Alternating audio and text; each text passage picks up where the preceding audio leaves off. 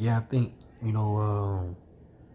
like watching Showtime videos, him talking about Brionna Jones possibly, whether she questionable as well as Angel is questionable for the game tomorrow against the Sparks. Um, Man, I'm looking forward to Brionna Jones coming back. I'm not looking, forward. I'm not looking for her as a player to come in and score 20 points and 10 rebounds and nothing like that.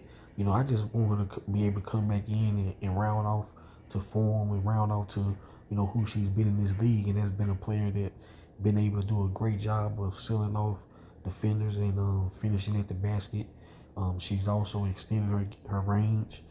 She's shooting a 3-point ball, but I'm just looking forward to Brianna, the size that she has to really be able to give opponents fits and being another outlet late in the fourth quarter. So you're gonna pick your poison.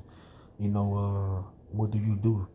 Because like I said, I feel like she's an outlet you can go to in the fourth quarter. You come down on her, and then you kick it out for a good look from three. I like that. I like that aspect of you know her being added to the offense where we can get some inside out. Hopefully, the perimeter players oblige, but I think they will though, because I think we just watching Brionna Jones, how great of a seal she gets on the opponents, and just her being able to finish.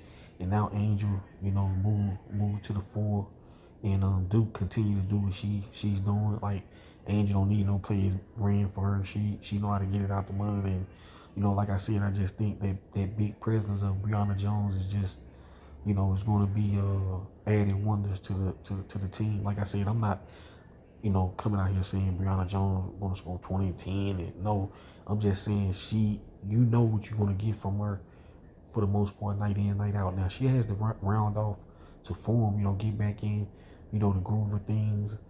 Things going to probably be tough early, but I still like, the size that she brings on the team.